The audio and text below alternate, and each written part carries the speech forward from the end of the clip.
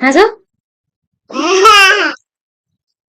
Hello बच्चों, welcome to my YouTube channel choose study और मैं हूँ ज्योति गुप्ता। जैसे कि आप सबको पता है, हमने नया सिलेबस स्टार्ट कर दिया है। तो ये हमारी 6 क्लास की मैथ्स है, जिसका चैप्टर है 3। इसका एक पार्ट हमने कंप्लीट करा दिया है, ठीक है। और आज हमारा इसका दूसरा पार्ट है, यहाँ पे हम पूरे चैप्टर को पढ़ाएंगे। चैप्टर के साथ साथ हमारे जो भी एग्जाम्पल्स आएंगे उनको भी सॉल्व करते चलेंगे। तो इस एक्सरसाइज का करना है, मतलब कि ये जो इंट्रोडक्शन क्लास है इसको करना बहुत ही ज्यादा इंपॉर्टेंट है, तभी आपका बेस जो है वो स्ट्रांग होगा। तो चलिए शुरू करते हैं आज की क्लास। तो हमने ये सब आपको बता दिया था, गुणनखंड क्या होते हैं, गुणज क्या होते हैं। तो गुणनखंड को हम फैक्टर्स बोलते हैं, गुणज को हम बोलते हैं मल्टीपल्स। तो हमने यहाँ तक इसको कंप्लीट करा दिया था। फिर एक्सरसाइज को तो हम बाद में करेंगे। आज जो हमारी संख्याएं हैं वो है भाज्य और अभाज्य संख्याएं। कौन सी संख्याएं हैं? भाज्य और अभाज्य संख्याएं। आप यहाँ पे देख सकते हो। तो भाज्य संख्याएं वे संख्याएं होती हैं जिनके 2 से ज्यादा गुणनखंड होते हैं, और अभाज्य संख्याएं वे संख्याएं होती हैं जिसके सिर्फ 2 गुणनखंड होते हैं। ठीक है, जाना है, जाना है अंदर, अंदर जाना है, चलो।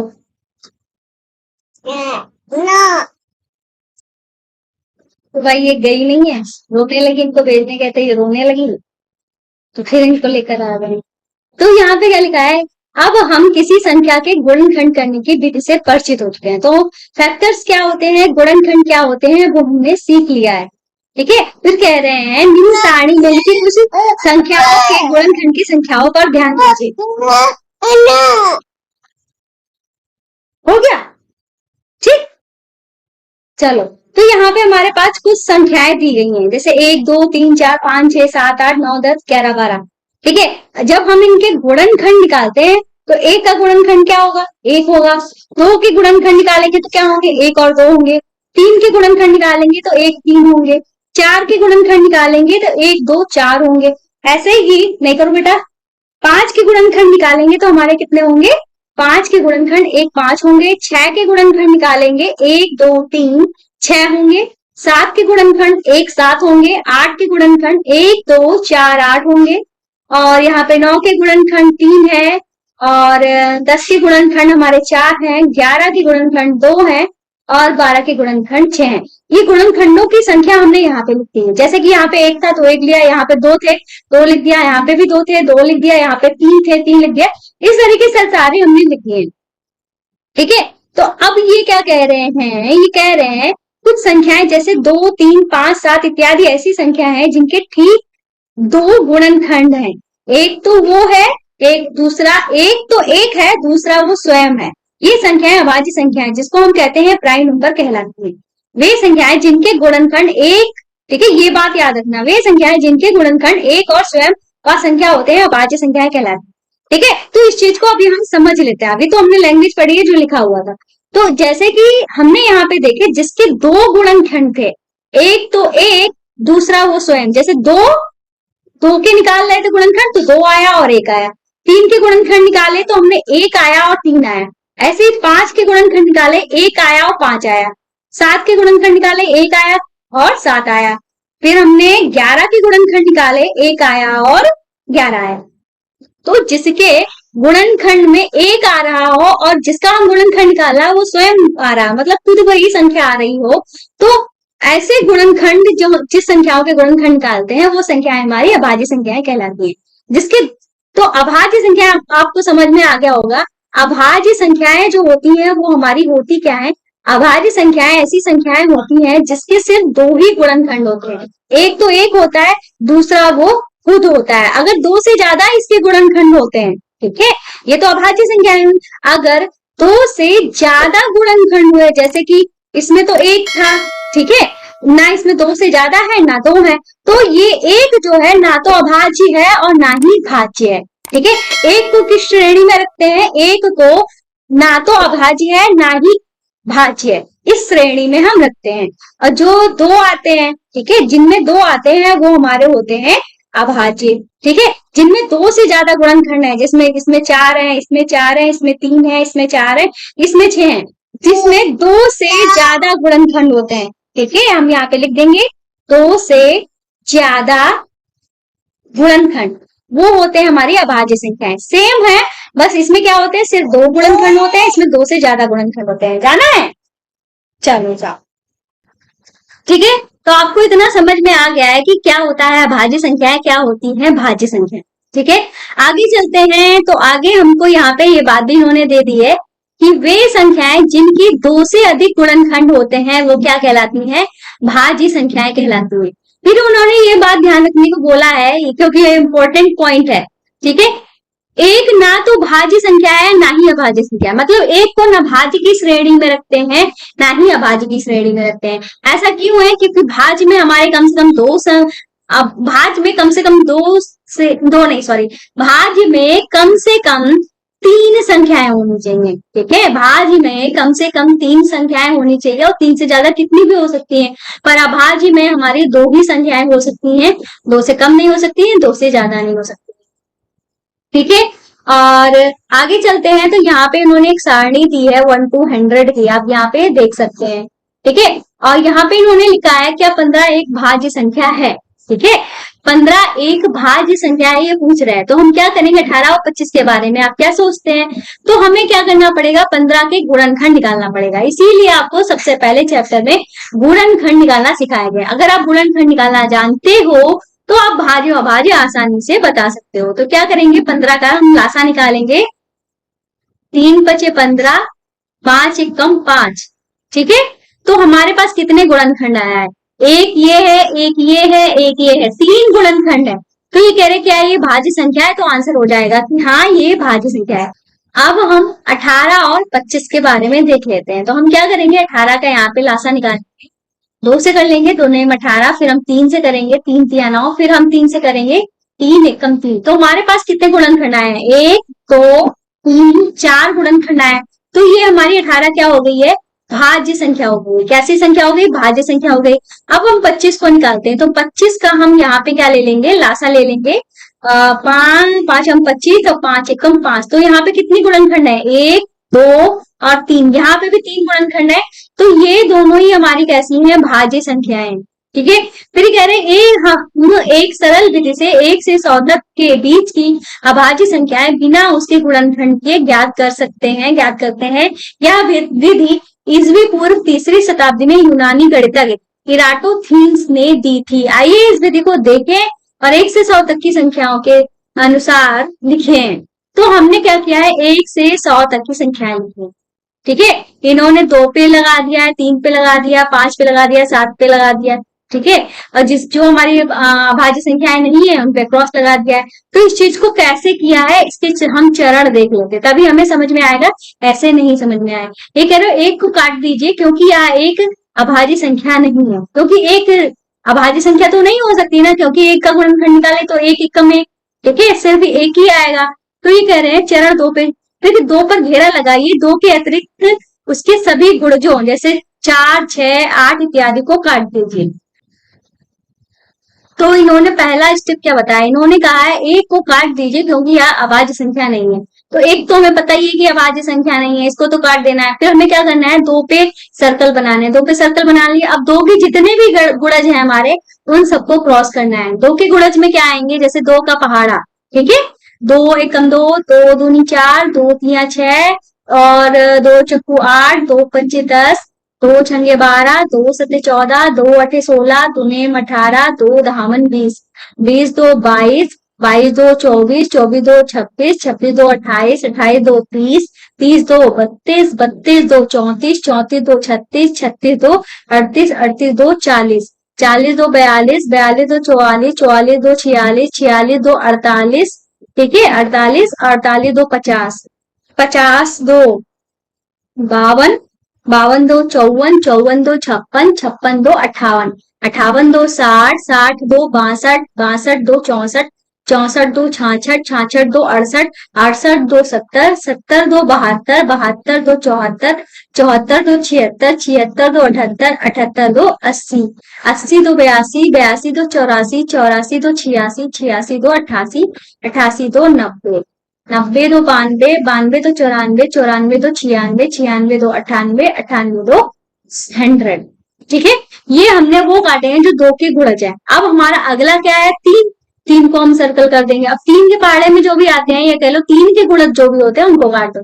ठीक है, 3 दूनी 6, 3 तिया 9, 3 5 15, 3 6 18, 3 7 21, 3 8 24, 3 नेम 27, 3 धावन 30, 30 3 33, 33 3 36, 36 3 39, 39 3 40, 41 42, 42 3 45, 45 3 48, 48 3 51, 51 और 3 हमारा हो जाएगा 54, 54 3 57, 57 3 60, 60 3 ठीक है 63, 63 3 66, 66 3 69 मतलब 59, 69, 69 और 3 हमारा हो जाएगा 70, 71 72, 72 3 75, 75 3 78, 78 3 81, 81 3 हो जाएगा 84, 84 3 87, 87 3 90, 90 3 93 और 93 3 हो जाएगा 96, 96 3 99। अब हमने 3 के गुणज काट दिए। अब 4 तो हमारा ऑलरेडी कटा हुआ था। 4 के बाद क्या आता है 5, 5 में हम सर्कल कर देंगे और 5 के बाद टेबल में जो भी आते हैं उनको काट देंगे। जैसे 5 दूनी 10 तो हमारा कटा हुआ, 5 या 15 भी कटा हुआ है, 5 25, 25 नहीं कटा था। ठीक है, और 5 6 30 भी कटा है, 5 7 35 नहीं कटा है, 5 8 40 कटा है, 5 9 45 काट दिया, 5 9 50 कटा है, फिर 50 5 55 काट दिया, 55 5 60 कटा है, 60 5 65 काट दिया, 65 5 70 कटा है, 70 5 75 कटा है, 75 में 5 जोड़ा तो हमारा हो गया 80, 80 कटा है, 80 में 5 जोड़ा 85, 85 में 5 जोड़ा 90 कटा है, और 90 में 5 जोड़ा 95, 95 में 5 जोड़ा 100 हमारा कटा हुआ है। ठीक है, 6 तो हमारा कटा हुआ था। अगले पे चलते हैं जो कि है हमारा 7। ठीक है, तो 7 को सर्कल कर देंगे। 7 के पहाड़े में जो भी आते हैं मतलब 7 का जो गुणज है उनको काटेंगे। तो 7 दूनी 14 और 7 या 21, 7 चौक 28, 7 बचे 35, 7 छंग 42 भी हमारा कटा है, 7 सते 49 नहीं कटा था काट दिया, 7 अठे 56 कटा है, 7 नेम 63 कटा था पहले से लेकिन सही से नहीं कटा था, और 7 धावन 70। ठीक है, फिर 70 के बाद 70 में 7 जोड़ा हो गया हमारा 77, 77 के बाद हमारा आता 7 7 14, 84 कटा है, 84 में 7 जोड़ा तो 7 4 11, 91, 91 को काट दिया। अब हमने 91 में 7 जोड़ा हुआ हमारा कितना 98 कटा हुआ है। इस तरीके से देखा कि हमारे सिर्फ वही बचे हैं जो हमारी अभाज्य संख्या है। ये हमारा एक तरीका होता है अभाज्य संख्या निकालने का, लेकिन इस तरीके से आप निकालोगे ना करते निकालते ही रह जाओगे। बस एक आपको एक तरीका बताया गया है बिना गुणन ये आप कैसे निकाल सकती हो। हालांकि आप 1 से लेकर 100 के बीच में जितने भी अभाज्य संख्याएं आती हैं आप उनको याद कर लीजिए। ये हमारी होती है 2 3। अगर पूछा जाए हमारी 2 अभाज्य संख्याएं, बहुत पूछा जाता है, बहुत ज्यादा पूछा जाता है, 2 हमारी अभाज्य संख्याएं की भाज्य संख्याएं। लोग समझते हैं कि अभाज्य संख्याएं सारी की सारी विषम होती है, पर ऐसा बिल्कुल भी नहीं है। 2 हमारी एकमात्र सिर्फ एक ही ऐसी संख्या है जो अभाज्य भी है और सम भी है। इसके अलावा जितनी भी अभाज्य संख्याएं हैं सारी की सारी विषम है, पर 2 एक ऐसी एकमात्र सम अभाज्य संख्या है। ठीक है, तो सबसे छोटी अभाज्य संख्या 2 है, सबसे छोटी सम अभाज्य संख्या 2 है, सबसे छोटी अभाज्य संख्या विषम अभाज्य संख्या 3 है। ठीक है, सबसे छोटी विषम अभाज्य संख्या 3 है। ठीक है, अब सबसे छोटी अभाज्य संख्या जो है वो सबसे छोटी भाज्य संख्या हमारी 4 है। ठीक है, अब इतना हमने ये सीख लिया। अब यहाँ पे बोल रहे हैं प्रयास कीजिए। ठीक है, ये इन्होंने सीव इराटोथीन्स ये विधि बताई है। ठीक है, इसका नाम है जो हमने विधि अपनाई है इसको सीव इराटोथीन्स कहते हैं। फिर ये कह रहे हैं कि ध्यान दीजिए कि 2 क्रॉस 3 प्लस 1 इक्वल टू 7 एक अभाज्य संख्या है। यहाँ 2 के गुणज में 1 जोड़कर एक संख्या प्राप्त की गई है। ठीक है, क्या आप इस प्रकार से कुछ और अभाज्य संख्या ज्ञात कर सकते हैं? तो इन्होंने कहा है 2 गुणे में 3 प्लस 1 एक क्या है 7 आया हमारे इक्वल टू में एक अभाज्य संख्या है। ऐसे ही हमें 2 के गुणज में 1 जोड़कर एक अभाज्य संख्या प्राप्त होती है। ठीक है, तो हम यहाँ पे ऐसे ही ज्ञात कर सकते हैं। मान लो ये कह रहे हैं और अभाज्य संख्याएं ज्ञात कीजिए, तो अगर 2 के गुणे में हम 2 करते हैं, ठीक है, तो या 2 के गुणे में पहले हम 1 ही कर लेते हैं और इसमें हम 1 जोड़ देते हैं, तो हमारा क्या आएगा, 2 1 2 में 1 जोड़ा हमारा आ गया 3। तो 3 हमारी क्या है, एक अभाज्य संख्या है, ठीक है। ऐसे ही 2 के गुणे में अगर हम 2 करते हैं, 1 जोड़ देते हैं, तो हमारा क्या आएगा, 2 दूनी 4 1 5, ये भी हमारी एक अभाज्य संख्या है।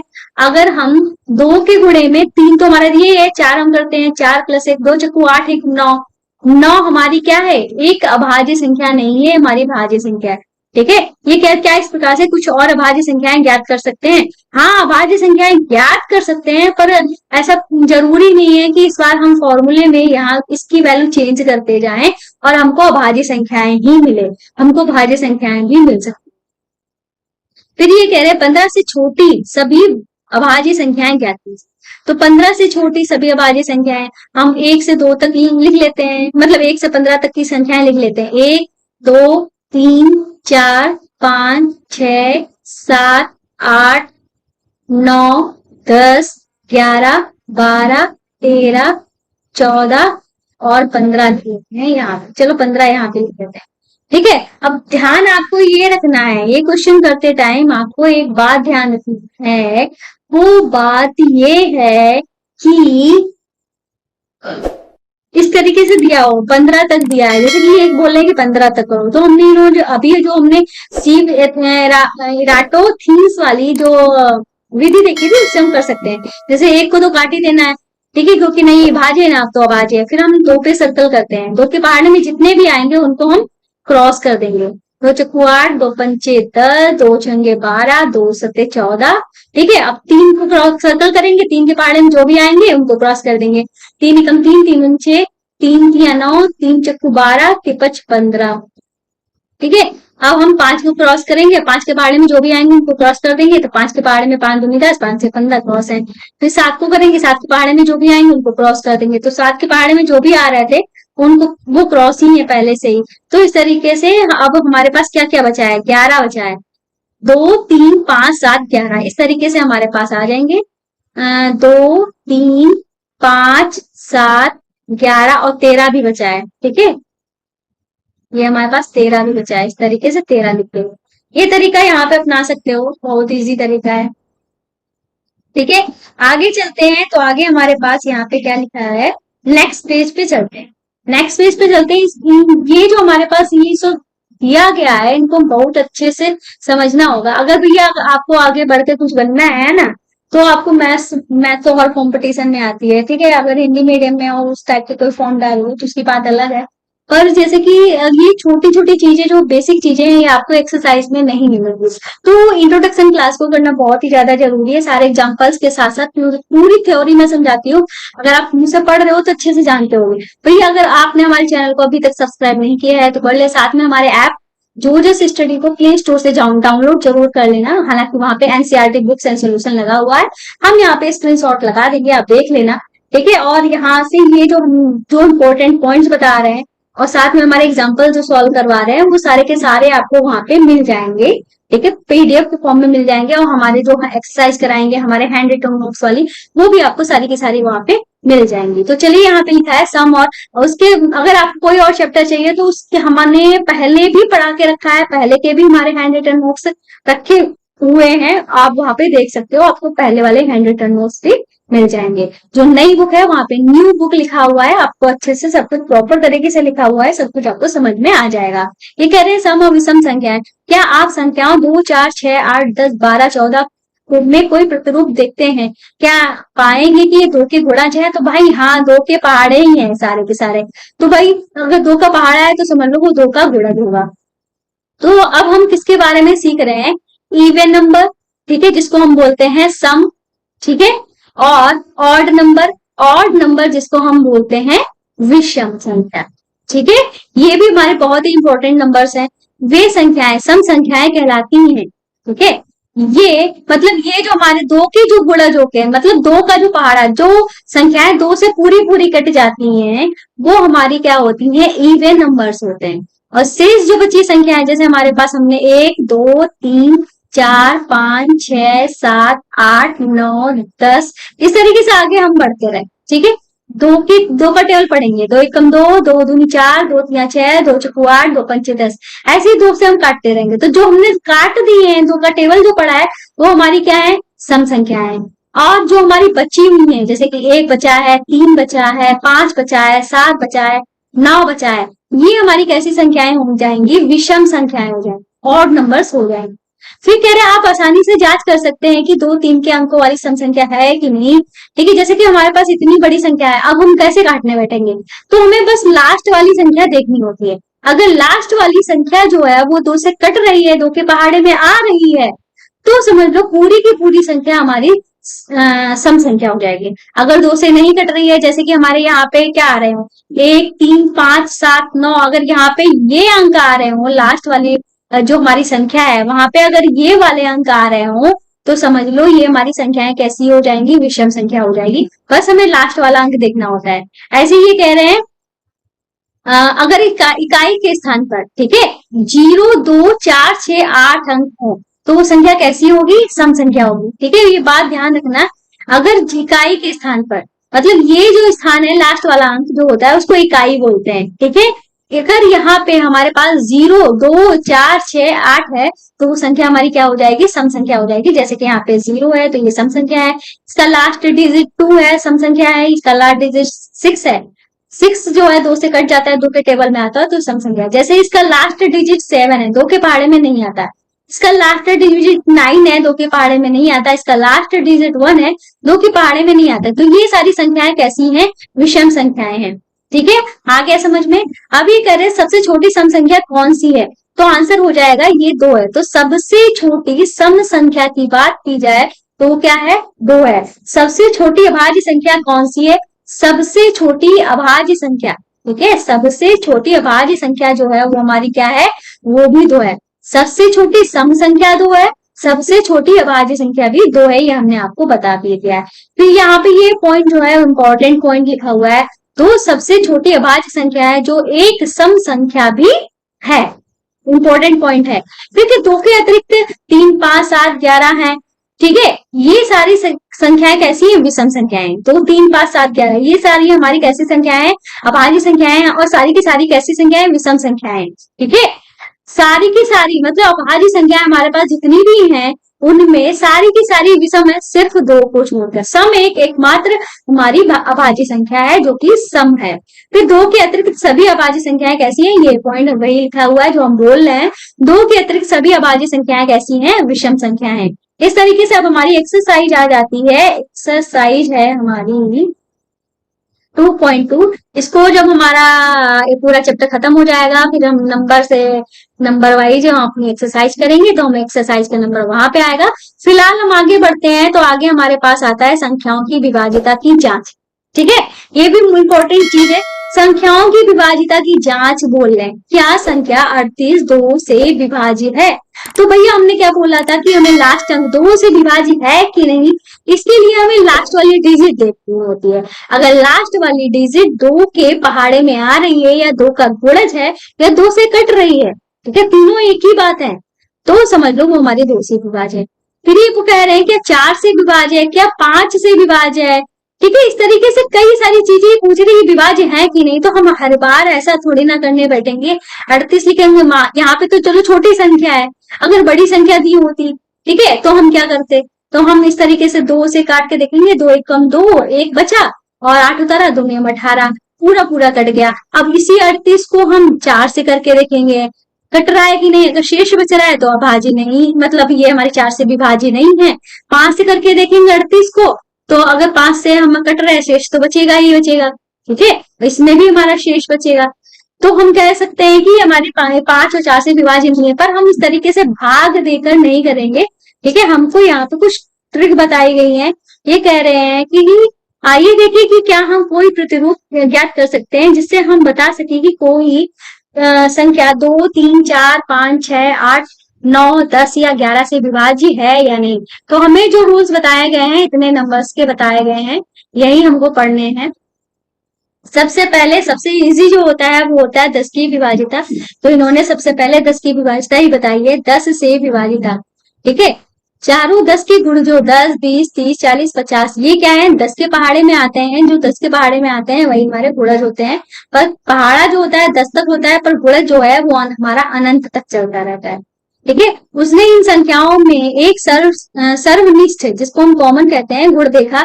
आप बता सकते हैं वो गुण क्या है। तो भाई इन संख्याओं को जो हम ध्यान से देखते हैं कि सभी संख्याओं में लास्ट में 0 लगा हुआ है। इकाई अंक जो है वो हमारा क्या है 0 है, यही इसका क्या है गुण है। तो इन्होंने यही बात लिख दी है, इनमें प्रत्येक संख्या के इकाई का स्थान जो है वो क्या है 0 है। ठीक है, यहाँ पे चलते हैं तो यहाँ पे हमारा क्या दिया गया है देख लेते हैं इसको। उसने इकाई के स्थान पर 0 वाली कुछ और संख्याओं के बारे में सोचा, जैसे कि 100, 1000, 3200, 7010। ठीक है, उसने यह भी ज्ञात किया कि ये सभी संख्याएं 10 से विभाज्य है। मतलब अगर इकाई के स्थान पर 0 है तो वो हमारी संख्या जो है वो 10 से विभाज्य होगी। इस प्रकार वह ज्ञात करती है कि यदि किसी संख्या के इकाई के स्थान पर 0 है तो वो 10 से विभाज्य होती है। ये है हमारा 10 की विभाज्यता का रूल। ठीक है, अब क्या कह रहे हैं, क्या आप 100 से विभाज्यता का कोई नियम ज्ञात कर सकते हो? 100 से विभाज्यता का कोई नियम ज्ञात कर सकते हैं तो 100 लिखते हैं हम, 200 लिखते हैं, 300 लिखते हैं। अगर 100 का पहाड़ा पढ़ते हैं तो जैसे हमने 10 का पहाड़ा पढ़ा था ऐसे ही हम 100 का पहाड़ा पढ़ रहे हैं। ठीक है, इस तरीके से हमने 4000 लिख दिया, फिर हमने इस तरीके से ये एक संख्या लिख दी है। ठीक है, तो ये जो संख्याएं हैं 100 की विभाज्यता के लिए कि हमारे लास्ट में 2 0 होने चाहिए। लास्ट में कितने 0 होने चाहिए? 2 0 होने चाहिए। अगर लास्ट ये हमारी अलग संख्या है। ठीक है, अगर लास्ट में हमारा 1 0 है तो वो हमारा 100 से विभाज्य नहीं होगा। ठीक है, तो ध्यान रखिए। अब 10 के बाद हमारा इजी है 5 का रूल, 5 से विभाज्यता। 5 की विभाज्यता के लिए हमें किसका पहाड़ा पढ़ना पड़ेगा? 5 का टेबल पढ़ना पड़ेगा। 5 कम 5, 5 10, 5 से 15, 5 को 20, 25, 25, 5 30, इसलिए अनंत तक हमें पढ़ते जाना। ठीक है, फिर ये कह रहे हैं इन सभी संख्याओं में इकाई के स्थान पर हम क्या देख रहे हैं? हम इस पैटर्न को जब ध्यान से देखते हैं इकाई के स्थान पर या तो 5 आ रहा है। ठीक है, इकाई के स्थान पर या तो 5 आ रहा है या इकाई के स्थान पर हमारा क्या आ रहा है 0 आ रहा है। ठीक है, ये हमको खोजने पे पैटर्न प्राप्त हुआ। तो अब हम इसमें क्या कर सकते हैं कि इन सभी संख्याओं में इकाई के स्थान पर 0 है या 5 है। ठीक है, फिर ये कह रहे हैं कि ये सभी संख्याएं 5 से विभाज्य तभी होंगी, ठीक है, जब इनके इकाई के स्थान पर 5 हो या 0 हो। ठीक है, 10 में क्या था सिर्फ 0 होना चाहिए था।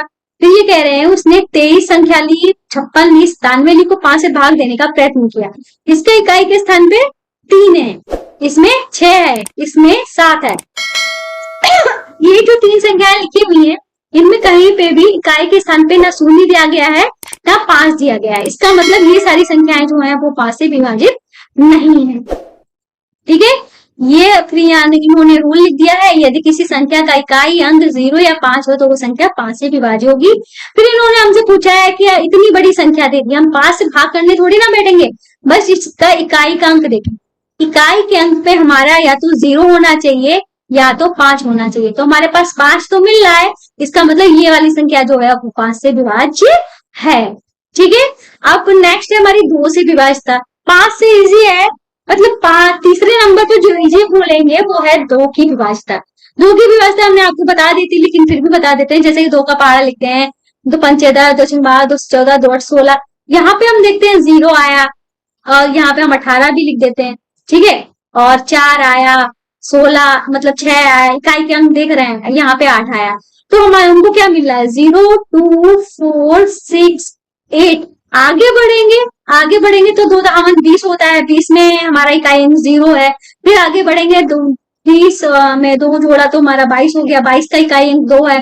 फिर 22 में 2 जोड़ा हमारा 4 आया, मतलब 24 आया, 24 का इकाई अंक 4 है। 24 में हमने 2 जोड़ा तो 26 आया, 26 का इकाई अंक 6 है। 26 में हमने 2 जोड़ा 28 आया, 28 का इकाई अंक 8 है। 28 में 2 जोड़ा फिर 0। इसी तरीके से हमने देखा कि ये जो पैटर्न है यहाँ तक 0 से लेकर 8 तक बार बार रिपीट हो रहा है। मतलब 2 से विभाजिता तभी होगी जब हमारे इकाई के अंक में ये है, और ये हमारे क्या है सम अंक है। सम की संख्याओं में ये अंक आते हैं। अगर किसी संख्या के लास्ट डिजिट में ये अंक है तो वो हमारी संख्या मानी जाती है। तो वही यहाँ पे लिखा है, अगर इकाई के स्थान पर 02468 में से कोई अंक आता है तो वो हमारी से भी क्या बोलते हैं, 2 से विभाज्य होगी। तो इन्होंने दो संख्याएं दी है, इसका इकाई अंक 7 है, इसका 9 है, दोनों ही हमारे यहाँ पे जो 7 है विषम संख्या है, 9 जो है विषम संख्या है, ये हमारी सम संख्याएं नहीं है, तो 2 से विभाज्य नहीं होंगी। ठीक है, क्योंकि इनमें ये जो इसके इकाई अंक है इनमें ये वाले अंक नहीं आ रहा है। आगे चलते हैं तो आगे यहाँ पे लिखा है, इन परीक्षणों से वह निष्कर्ष निकालती है यदि किसी संख्या के इकाई के स्थान पर 02468 में से कोई भी अंक आता है तो वो 2 से विभाज्य होती है। ठीक है, तो 2 की विभाज्यता भी हमने यहाँ पे देख ली। ठीक है, आगे चलते हैं तो आगे हमारे पास यहाँ पे है 3 की विभाज्यता। 3 की विभाज्यता का रूल क्या होता है, तो हमने यहाँ पे कुछ 3 की टेबल लिखी। ठीक है, 3 की टेबल तो लिखी है, लेकिन हमने जैसे कुछ संख्याएं लिख ली है यहाँ पे, 3 की टेबल हमने यहाँ पे इन्होंने लिखे नहीं दिखाई है। ठीक है, क्योंकि 3 की टेबल लिखने का जरूरत नहीं है। यहाँ पे 21 दिया है जो कि 3 से कटता है, 3 दिन 27 होता है, 3 से 21 होता है, और 3 धाम 30 होता है। 30 में अगर हम 3 + 3 करते हैं तो ये आता है। ठीक है, ऐसे ही ये आ गया है, ये क्या, ये 3 से विभाज्य है, हमसे पूछ रहे हैं। तो इसका एक रूल होता है, वो रूल होता क्या है, ये जो अंक है हमारे पास, क्या अंक दिए गए हैं, 2 और 1 दिया गया है। 2 + 1 करेंगे, 2 1 था, 3 आया। अब इस 3 को 3 से भाग करके देखेंगे क्या जा रहा है, पूरा पूरा कट रहा है, तो आंसर होगा हाँ। तो इसका मतलब ये 3 से विभाज्य है। ऐसे ही हमारे पास 2 और 7 दिया था, इन दोनों अंकों को हम जोड़ देंगे, हो जाएगा 9। अब इस 9 को 3 से भाग करके देखेंगे, 3 एकम 3, 3 दिया 9, पूरा पूरा कट रहा है, इसका मतलब ये भी 3 से विभाज्य है। ऐसे ही 36 दिया गया है, 36 में 3 और 6 होता है, इन दोनों अंकों को जोड़ देंगे, जोड़ के हमारा 9 आएगा, सॉरी 6 3 9, हाँ 9 ही आएगा। और हम इसको भाग कर देंगे किससे, 3 से कर देंगे, कट जाएगा, 3 एकम 3, 3 3 9, पूरा पूरा कट गया, तो ये भी 3 से विभाज्य है। हमारे पास लिखा हुआ है 54। ठीक है, इन दोनों अंकों को जोड़ देंगे, हमारा 9 आएगा, 9 को 3 से कर देंगे भाग, 3 एकम 3, 3 नेम 3 3 9, पूरा पूरा कट गया। ऐसे ही हमारे पास ये अंक है 2 और 3, 2 और 1, 221, 219 दिया है, इन तीनों अंकों को जोड़ देंगे तो 3 और 9 12 हो जाएगा। 12 को 3 से काटेंगे, 3 एकम 3, 3 6 12, हमारे पास क्या है, पूरा 4 आया है, मतलब पूरा पूरा कट रहा है, इसका मतलब ये भी 3 से विभाज्य है। तो रूल आपको समझ में आ गया होगा कि आखिर हमने किया क्या है। तो हमने क्या किया है, जो भी अंक होते हैं उनको हम जोड़ लेते हैं। जैसे 1 और 7, उनको 1 और 7 को जोड़ेंगे, 17 दिया था, 8 आया, 8 को 3 से भाग किया, नहीं कट रहा है, तो मतलब ये 17 नहीं विभाजित है। 7 3 10 होता है, 10 3 के पहाड़े में नहीं आता, तो ये भी नहीं कटेगा। ठीक है, इस तरीके से ये रूल होता है कि हमें क्या करना होता है, इसमें अंकों का योग करना होता है। ठीक है, अंकों को योग जो आता है उसको हमें 3 से विभाजित करना होता है। ठीक है, ये होती है किसकी विभाज्यता, 3 की विभाज्यता का नियम होता है। ठीक है, अब यहाँ भी लिखा है, अतः हम कह सकते हैं कि यदि किसी संख्या के अंकों का योग 3 का एक गुणज हो तो वह 3 से विभाजित हो। ठीक है, संख्या के अंकों को योग करेंगे, अगर योग हमारा 3 से कटता है तो समझ लो 3 से विभाज्य है। फिर इन्होंने क्या बोला है कि ये हमारा 3 से विभाज्य है कि नहीं, हमारे पास क्या है 7 2 2 1, 7221 है, इन सभी अंकों को हम जोड़ देंगे। जोड़ने पे हमारा क्या आएगा, 7 2 9 और 9 2 हमारा हो जाएगा 11 1 12, 12 बटे में 3, 3 से भाग करके देखेंगे, 3 एकम 3, 3 6 12, पूरा पूरा कट रहा है। ठीक है, 3 के पहाड़े में ये 12 आ रहा था। अब हम कह सकते हैं कि भैया ये 3 से विभाज्य है, तो हम लिख देंगे हाँ। फिर आता है रूल 6 की विभाज्यता का। 6 की विभाज्यता में क्या करते हैं, क्या आप कोई ऐसी संख्या बता सकते हो जो 2 और 3 दोनों से विभाज्य है, तो भाई 6 जो है 2 के पहाड़े में भी आता है, 3 के पहाड़े में भी आता है। ठीक है, 18 है, 2 के पहाड़े में भी आता है, 3 के पहाड़े में भी आता है। तो ये कह रहे थे कौन सी ऐसी संख्या जो इन्होंने 18 लिए, तो 2 तिया 6, ठीक है 2 तिया 6, मतलब अच्छा इन्होंने क्या दिया है, हम 6 की विभाज्यता कर रहे हैं, तो 6 हमारा किससे बनता है, 2 और 3 से बनता है ना, इन दोनों की गुणा से बनता है, 2 और 3 की गुणा से हमारा 6 बनता है।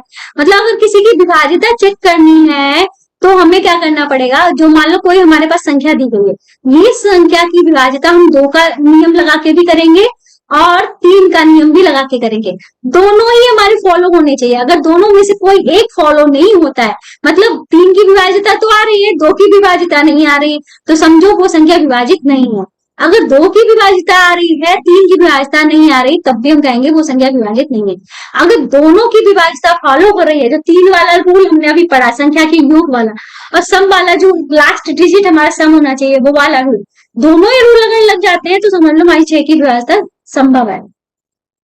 ठीक है, यहाँ पे इन्होंने यही बात लिखी है, यदि कोई संख्या 2 और 3 दोनों से विभाज्य हो तो वो 6 से भी विभाज्य होगी। जैसे इन्होंने 27 का एग्जांपल लिया है, देख भी लेते हैं। 27, ठीक है, 27 जो है हमारा 6 से विभाज्य है नहीं, मतलब चेक करना है, तो हम क्या करेंगे, 27 जो है उसको चाहे तो आप इसके गुणनखंड कर लो। ठीक है, तो हमारा क्या गुणनखंड आएंगे, 3 नेम 27, मतलब 3 गुणे 3 गुणे 3। ठीक है, अब चाहे तो आप इसकी लास्ट डिजिट ऐसे रहने करने को, नहीं तो आप कंफ्यूज हो जाओगे, दूसरा तरीका नहीं बताएंगे। ठीक है, हम सिंपल तरीका जो पढ़ रहे हैं वही बताते हैं। हमारे पास 27 था, 2 की विभाजिता के लिए हमें क्या करना पड़ेगा, लास्ट डिजिट सम होना चाहिए।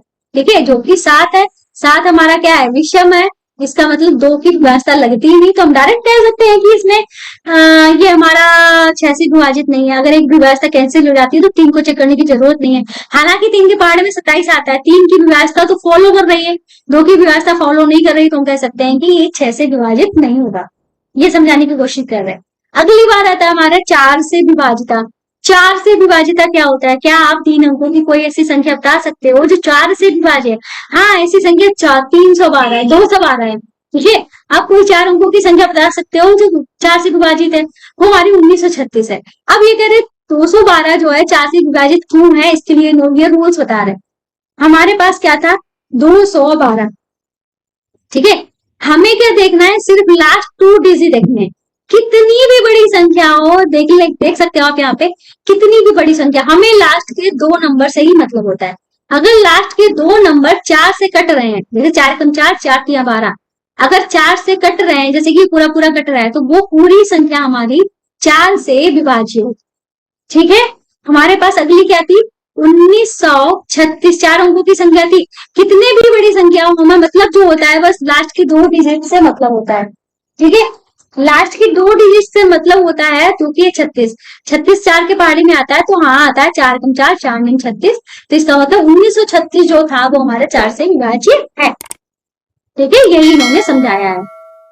आगे चलते हैं, इन्होंने कहा इसके लिए प्रयत्न करना है, जैसे कि इसकी लास्ट डिजिट क्या है, 12 है, 12 4 से कटता है, मतलब ये हमारे 4 से विभाज्य है। इसकी लास्ट डिजिट 16 है, 16 के पहाड़े में 4, 16 मतलब 4 के पहाड़े में 16 आता है, 4 एकम 4, 4 को 16, तो ये भी कटेगा। 32 है, 32 को हम 4, मतलब इसकी लास्ट 2 डिजिट 32 है, 32 को 4 से विभाजित करेंगे, 4 एकम 4, 4 8 32, तो ये भी कटता है, इसको भी हम काट देते हैं। तो यहाँ पे देखा लास्ट 2 डिजिट, यहाँ पे हम देख सकते हैं 3 या अधिक अंकों की एक संख्या 4 से विभाज्य होती है यदि उसके अंतिम 2 अंकों से बनी संख्या 4 से विभाज्य हो। ठीक है, इस नियम की जांच 10 उदाहरण 10 में कीजिए। अच्छा, उदाहरण 10 जो हमारे पास दिया गया है, तो उसमें 4 की व्यवस्था लगानी है। फिर अगला आता है 8 की व्यवस्था। 8 की व्यवस्था क्या होती है, क्या संख्याएं 1000, 2104, 1416 8 से विभाज्य हैं? तो 8 की व्यवस्था में क्या होता है, जैसे कि एक और यहाँ पे नियम बता देते हैं। 4 में इन्होंने ये नियम लिखा नहीं है, अगर लास्ट 2 डिजिट डबल 0 है, ठीक है, लास्ट 2 डिजिट डबल 0 है, आप कहोगे ये तो 4 से कटेंगे नहीं। अगर लास्ट में तो डबल डिजिट है तो भी 4 की व्यवस्था लग जाए।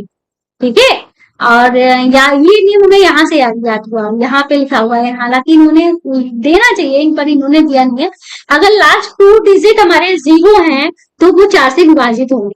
ठीक है, और 8 में क्या होता है, अगर लास्ट 3 डिजिट, हम लास्ट 3 डिजिट को देखते हैं, अगर लास्ट 3 डिजिट हमारे क्या है, 0 है, तो वो हमारे 8 से विभाज्य होंगे। ठीक है, और अगर लास्ट 3 डिजिट हमारे 0 नहीं है तो हम उसको लास्ट 3 डिजिट को 8 से भाग करके देखते हैं। ठीक, तो यहाँ पे इन्होंने बता दिया है कि ये 000 हो, ठीक है, तो हमारे वो 8 से विभाज्य होंगे, हालांकि इन्होंने सही से नहीं बताया है। ठीक है, अब यहाँ पे इसको चेक करना है, जैसे 216 हमारे पास दिया गया है, 216 को 8 से करके देखते हैं। तो 8 से करके देखते हैं, 8 दूनी 16, हमारा यहाँ पे कितना बचा, 5, 8 सत्ते 56, पूरा पूरा हमारा कट गया। ठीक है, मतलब ये विभाज्य है। इसमें भी 216 है, ये भी विभाज्य होगी। इसमें भी 216 है, ये भी विभाज्य होगी। इसमें भी लास्ट 3 डिजिट 216 है, इसमें भी लास्ट 3 डिजिट 216 है। तो सारी की सारी हमारी किससे विभाज्य होंगी, 8 से विभाज्य होंगी। संख्या हमारी कुछ भी हो, अगर लास्ट 3 डिजिट जो है 8 से विभाज्य है, वो संख्या हमारी पूरी पूरी 8 से विभाज्य होगी।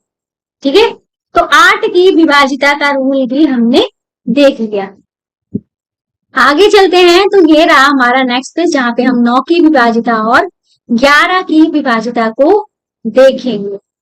ठीक है, ये कह रहे हैं हम ज्ञात करते हैं कि 4 या उससे अधिक अंकों की कोई संख्या 8 से विभाजित होती है। अंतिम 3 अंकों की संख्या बनी 8 से विभाजित होगी। ठीक है, मतलब यही रूल लिखा है, 4 या उससे अधिक अंकों की बनी कोई संख्या अगर 8 से विभाजित होती है, तो हम अंतिम 3 अंकों से बनी संख्या को 8 से विभाजित करेंगे।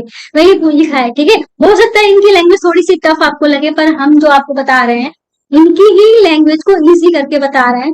ठीक है, ये बोल रहे हैं कि इसको चेक करो, इसमें 512 है, तो 512 जो लास्ट 3, मतलब आगे कुछ भी लिखा होगा उससे मतलब ही नहीं है, हमें तो लास्ट 3 डिजिट से मतलब है। ठीक है, जो कि कितनी है, 512, उसको हम 8 से भाग करके देखेंगे। 8 पंचाली 8 48, ठीक है, 3 बचा, 8 32 होता है, पूरा पूरा हमारा कट जाएगा, तो मतलब ये विभाज्य है। ठीक है, आगे चलते हैं, फिर आता है 9 की विभाजिता। देखो ध्यान रखना एक बार, जो हमारी 5 और 10 इसकी विभाजिता लगभग सेम है, बस फर्क कितना है, 5 में 0 और 5 आता है लास्ट डिजिट में, 10 में लास्ट डिजिट में 0 आता है। ठीक है, और फिर हमने पढ़ी थी, किसकी विभाजिता पढ़ी थी, 3 की पढ़ी थी, और 9 की पढ़ने जा रहे हैं। 3 की विभाजिता में हम क्या करते थे, अंकों का योग करते थे, योग करके हम 3 से भाग करते थे 3 में, और 9 में हम 9 अंकों का योग करेंगे, 9 से भाग करेंगे। ठीक है, फिर हमने किसकी पढ़ी है, 4 की पढ़ी है और 8 की पढ़ी है।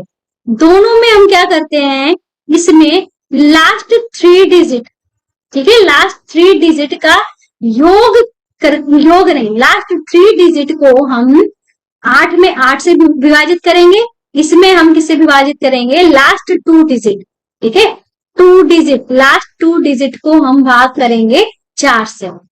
ठीक है, और 2 का तो पता ही है, सम होना चाहिए। ठीक है, 9 का हम फिलहाल पढ़ने जा रहे हैं, हमने आपको बता दिया रूल क्या होता है। ये कह रहे 9 का पहाड़ा, मतलब 9 के गुणज इन्होंने लिख के रखे हैं, फिर हमें 9 के गुणज से कोई मतलब नहीं है, बस हमें ध्यान रखना है कि जितने भी अंक दिए गए हैं उनका हमें योग करना है। 6 4 10, 10 और 0 10, 10 में 8 जोड़ा 18, क्या आया, 18 आया। अब 18 को हम 9 से भाग करके देखेंगे, 9 तो 9, 9 दूनी 18, पूरा पूरा कटता है, तो समझ लो ये हमारी 9 से विभाज्य है।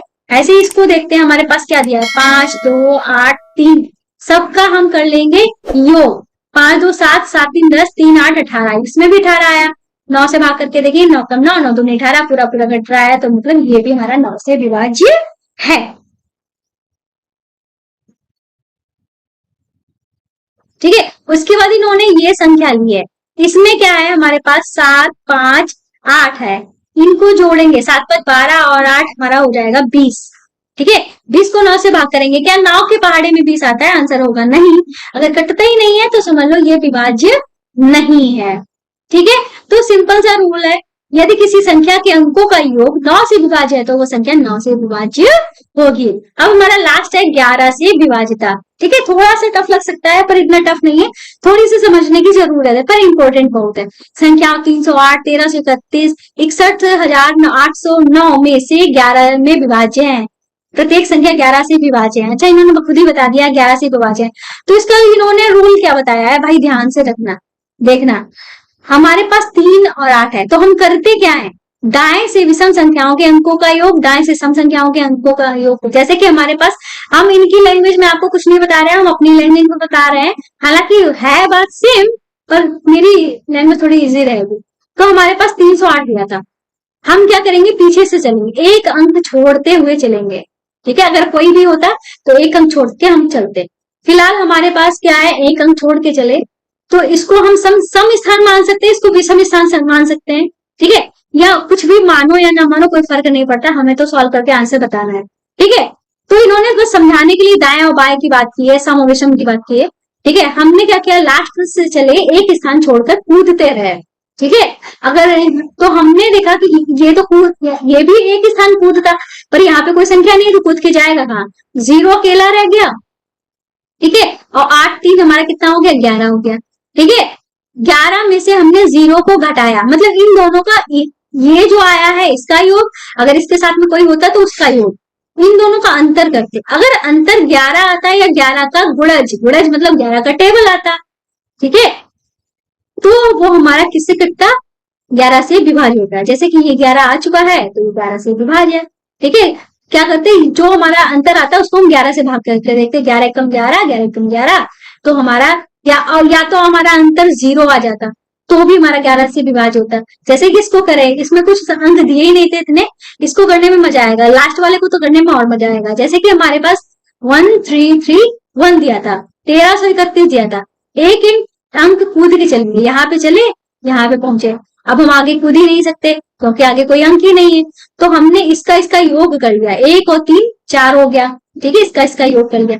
ऐसे ही इसमें भी एक अंक कूदना है तो एक अंक कूद के 1 पे पहुंच गए, तो 3 1 हमारा कितना हो गया, 4 हो गया। अब इन दोनों का अंतर कर देंगे, हमारा आ गया 0, 0 आ रहा हो या 11 का गुणज आ रहा हो, 11 का गुणज मतलब 11 का टेबल आ रहा हो, तो हम कह सकते हैं 11 से विभाज्य। जैसे कि इसमें 0 आ गया तो ये भी हमारी 11 से विभाज्य। नेक्स्ट जो है उसको हम देख लेते हैं, उसमें बढ़िया लगेगा आपको, 61809, ये हमारे पास दी गई है, तो एक एक अंक कूद के चलना है, एक अंक यहाँ कूदे फिर एक अंक यहाँ कूदे, इसमें भी हम एक अंक कूदेंगे नीचे से, दूसरे से चौथे पे पहुंच गए, ठीक है। अब जो ऊपर वाले हैं उनको उनका योग करेंगे, नीचे वालों का योग करेंगे। तो जब ऊपर वालों का योग किया, 8 और 9 हमारा कितना हुआ, 8 8 16 17, 17 में 6 जोड़ा हो गया हमारा, 17 में 6 जोड़ा तो 6 12 13, 23 हो गया, और एक में 0 जोड़ा हमारा कितना हुआ, 1 हुआ, ठीक है। अब ये जो दोनों आए इनका कर दो अंतर, हमारा आ गया 22। अब 22 को 11 से काट के देखते हैं, या हम जानते हैं 22 जो है 11 के टेबल में आता है, 11 में 11, 11 दूनी 22, पूरा पूरा अगर कट रहा है तो समझ लो ये संख्या भी हमारी 11 से विभाज्य है, ठीक है, आया समझ में। तो इन्होंने बताया पहले किसी अंतर या तो 0 हो या 11 से विभाज्य हो, ठीक है, तो वो 11 से विभाज्य होगी।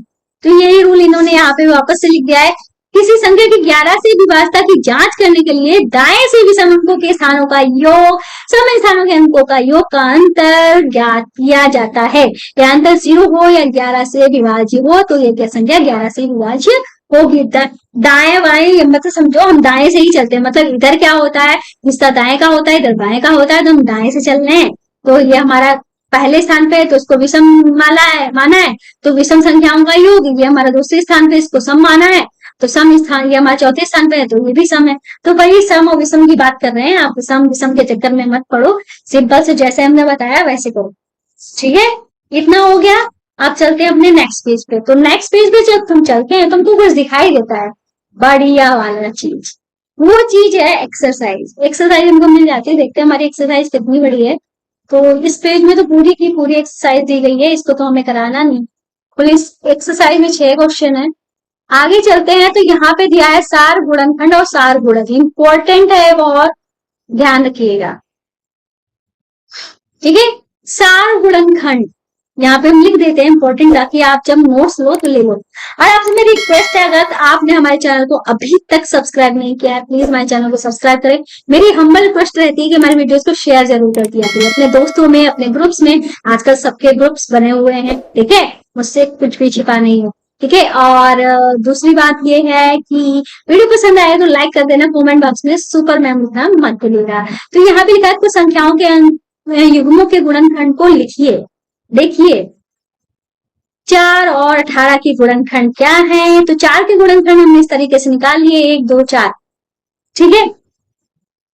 और 18 के गुणनखंड हमने निकाल लिए, ये निकले हैं 1 2 3 6 9 18 गुणनखंड हमने आपको निकालना सिखा दिया है, ठीक है। नहीं अगर आपको आ रहा है तो जो हमारी इंट्रोडक्शन क्लास 1 है, ठीक है, उसको देखिएगा, इस चैप्टर की जो पहली इंट्रोडक्शन क्लास है।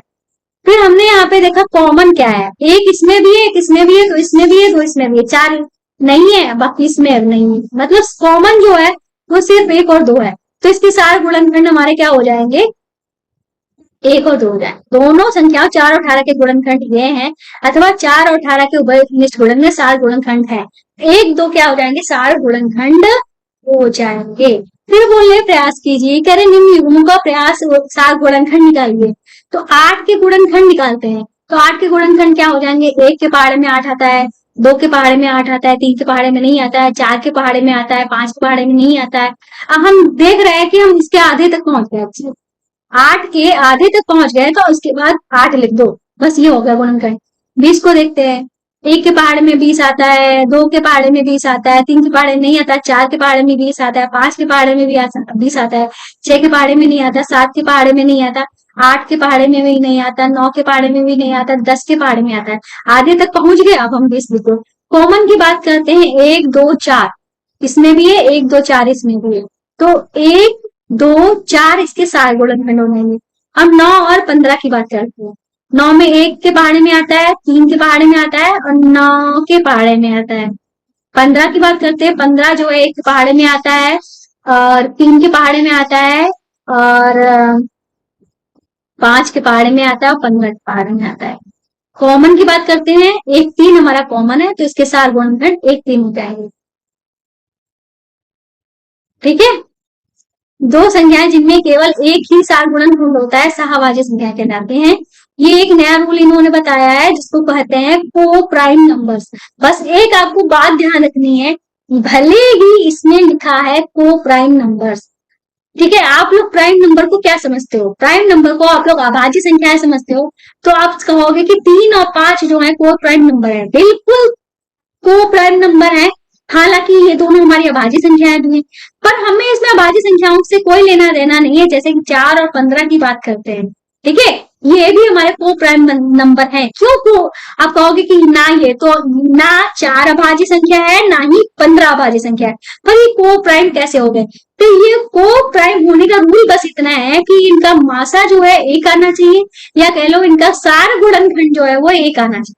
ठीक है, जैसे 4 के गुणनखंड निकालें, 1 2 और 4 होंगे। ठीक है, 15 के गुणनखंड निकालें, 1 3 5 और 15 होंगे। कुछ भी कॉमन है तो कहोगे सिर्फ एक कॉमन है, अगर एक कॉमन है तो वही हमारी सहभाज्य संख्या है, ऐसी संख्या है जिनका को मतलब जिनका क्या बोलते हैं सार गुणनखंड जो है एक आता है, या कह लो मासा एक आता है, वो हमारी सहभाज्य संख्याएं होती है। तो कह रहे 4 12 16 के सार गुणनखंड ज्ञात कर सकते हैं। 4 के 1 2 4 1 2 4, 12 के 1 2 3 4 6 12, 16 के ये हैं, तो इनके सार गुणनखंड क्या हो जाएंगे, एक इसमें भी है, एक इसमें भी है, एक इसमें भी है, तो इसमें भी इसमें भी है, इसमें भी है, और इसमें 4 है, इसमें भी 4 है, इसमें भी 4 है, तो ये हमारे क्या हो जाएंगे, सार गुणनखंड हो जाएंगे। तो इसके लिए हमें चेक करना है, कह रहे हैं इनके सार गुणनखंड ज्ञात कीजिए। टाइम एक बार देख लेते हैं कितना हो गया है, क्योंकि मुझे पढ़ाते हुए काफी टाइम हो गया है, शायद क्लास जो है वो हमारी काफी लंबी हो गई है, 11:30, बहुत लंबी क्लास कर दी है यार। तो यहाँ भी बोल रहे हैं 4 और 6 के गुणज क्या है, पहले हम इसको सॉल्व कर लेते हैं। 8 की बात करते हैं, ए वाला करते हैं। 8 के गुणनखंड हमारे 1 के पहाड़े में आता है, 2 के पहाड़े में आता है, 4 के पहाड़े में आता है और 8 के पहाड़े में आता है। फिर हमारे पास 12 है, 12 के गुणनखंड है 1 2 3 4 6 और 12, और 20 के गुणनखंड हालांकि हम लासा से हमने आपको निकालना दिखाया था। ठीक है, और गुणनखंड 1 से स्टार्ट होते हैं, खुद पे रुकते हैं, गुणज खुद से स्टार्ट होते हैं, अनंत पे रुकते हैं। ठीक है, 20 की बात करते हैं, 1 के पहाड़े में आता है, 2 के पहाड़े में आता है, 4 के पहाड़े में आता है, 5 के पहाड़े में आता है, 10 के पहाड़े में आता है, फिर 20 के पहाड़े में आता है। ठीक है, ये होता है। अब कॉमन की बात करते हैं, एक तो सब में है, ठीक है, 2 भी सब में है, 4 भी सब में है, 8 सब में नहीं है, तो क्या हो जाएगा 1 2 4। 9 15 21 की बात करते हैं, तो देखो एक तो हो गई, ठीक है, 3 के पहाड़े में सारे के सारे आते हैं, आप लासा निकाल दो ना आराम से, बस 3 के पहाड़े में भी आते हैं तीनों, और 3 के बाद में ये किसके पहाड़े में आते हैं, 3 के बाद में किसके पहाड़े में नहीं आते हैं, ठीक है, जैसे कि ये हमारे एक के पहाड़े में भी सारे आ रहे थे, 2 के पहाड़े में भी सारे आ रहे थे, 4 के पहाड़े में भी सारे आ रहे थे, उसके बाद किसी के पहाड़े पे नहीं आ रहे थे। ऐसे ही इसके हम ऐसे भी निकाल सकते हैं लासा लेके, जैसे 9, 15, 21 लिख लेंगे। हम इसका लासा ले लेंगे, 3 से कर लेंगे, 3 तिया 9, 3 पचे 15, 3 सत्ते 21। अब ऐसा कोई पहाड़ा नहीं है जो तीनों को काट सके, तो 3 आया हमारे पास सिर्फ, और एक तो सब में होते ही है। आ गया समझ में? अब ये कह रहे 4 और 6 की गुणज क्या है, तो 4 का टेबल लिख दो। 4 कम 4, 4 दूनी 8, 4 तेरह 12, 16, 4 दूनी 4, 6 24, अनंत तक जाना है। इन्होंने बताया नहीं कहाँ तक, तो अनंत तक जाओ। 6 कम 6, 6 दूनी 12, 6 तीन 18, 6 24, 6 पंजे 6 36, अनंत तक जाओ। ठीक है, तो अब ये कह रहे हैं सार गुणज की बात की जा रही है, तो कुछ संख्याएं ऐसी दोनों में आ रही है, जैसे 12 दोनों में आ रहा है, 24 दोनों में आ रहा है, 36 दोनों में आ रहा है। ठीक है, तो ये कुछ संख्याएं जो है जो दोनों में आ रही है, तो वही हमारे क्या हो जाएंगे, सार गुणज हो जाएंगे। तो 4 और 6 देखो, 12 दोनों में है बस, और 24 दोनों में है। आगे चलेंगे तो 12 का टेबल हम लिख सकते हैं, 12 कम 12, 12 जो भी बात है 36। ठीक है, दोनों में आ रहा है, तो 4 और 6 के उभयनिष्ठ गुणनखंड कहलाते हैं, यही कहलाते हैं जो कॉमन होते हैं। ठीक है, हमने सार गुणनखंड भी देख लिया, सार गुणज भी देख लिया। आगे चलते आगे पेज पे हमारा है क्या। ठीक है, हम एक्सरसाइज 3.5 पे 4 पे पहुंच गए हैं। यहाँ कुछ उदाहरण जो है हमारे दिए गए हैं उनको भी देख लेते हैं। ये कह रहे हैं 3, 5 और 6 के सार गुणज ज्ञात कीजिए। ठीक है, 3, 5 और 6 के सार गुणज ज्ञात करना है। तो 3 के गुणज हमारे 3 का पहाड़ा, 5 के गुणज 5 का पहाड़ा, 6 के गुणज 6 का पहाड़ा। क्या क्या कॉमन आ रहा है, 3 देखो, 5 के पहाड़े में हमारा 15 इसमें है, 15 इसमें है, पर इसमें तो 15 है नहीं, तो 15 को ले नहीं सकते। ठीक है, 18 इसमें, 18 इसमें नहीं है। ठीक है, और 21 नहीं है, 24 नहीं है, 30, 30 इसमें है, 30 इसमें है, 30 इसमें है। अब हम 30 का पहाड़ा अपने आप से लिख सकते हैं। ठीक है, अब हमें चेक करने की जरूरत नहीं है, पहला वाला चेक कर लो, फिर उसके बाद उसका पहाड़ा लिख दो। 30 दूनी 60, 30 तिया 90, 30 30 तिया 120, इस तरीके से हम लिख सकते हैं, ये ट्रिक है। ठीक है, आगे चलते हैं, तो उदाहरण 5 है, 75, 60 और 210 के सार गुणज ज्ञात कीजिए। ठीक है, तो 75 के गुणज गुणनखंड हमने लिख लिए है। ठीक है, गुणनखंड की बात की गई है, गुणज की बात नहीं की गई है। ठीक है, 75 के गुणनखंड लिख लिए, 60 के गुणनखंड लिख लिए, 210 के गुणनखंड लिख लिए। कॉमन देखते हैं भैया, 1 तीनों में आ रहा है, 3 भी तीनों में आ रहा है, 5 भी तीनों में आ रहा है, 15 भी तीनों में आ रहा है, 25 तीनों में नहीं आ रहा है, 75 75 का तो कहे 75 भी तीनों में नहीं आ रहा है। तो हमारे क्या क्या हो गया, 1 3 5 15 हमारे सार गुणनखंड हो गए। ठीक है, ऐसे 3 4 9 के सार गुणज, तो हमने 3 का पहाड़ा लिख लिया, 4 का पहाड़ा लिख लिया, 9 का पहाड़ा लिख लिया। सार गुणज की बात हो रही, तो हम कॉमन देखेंगे, 12 इसमें है, 12 इसमें है, पर इसमें नहीं है, तो मतलब 12 तो नहीं लिया जाएगा। 24 इसमें है, पर इसमें नहीं है, 18 इसमें है, पर इसमें नहीं है, और 24 के बाद 27 इसमें है, पर इसमें 27 है, पर इसमें नहीं है। 30 को देखते हैं, 30 किसी में नहीं है। 33 को देखते हैं, इसमें है, इसमें नहीं है। और 36 को देखते हैं, 36 इसमें है और इसमें है। अब हम क्या करेंगे, 36 का टेबल लिखते जाएंगे, बस एक देख लो, पहला वाला देख लो बस। अब हमारी आ गई एक्सरसाइज 3.4। इसके आगे हमारा अभी काफी कुछ रह गया है, फिलहाल आज की क्लास भी बहुत ज्यादा लंबी हो गई। कितने पेज रह गए हैं, 1 2 3 4 5 6 7 8 9, अभी 9 पेज रह गए, एक हमारी क्लास बन जाएगी। ठीक है, बहुत कुछ हमने पढ़ा है आज की क्लास में। क्लास पसंद आई तो चैनल को सब्सक्राइब करना, वीडियो को लाइक करना, हमारे ऐप को डाउनलोड करना मत भूलिएगा। मिलते हैं नेक्स्ट वीडियो में, तब तक के लिए बाय बाय।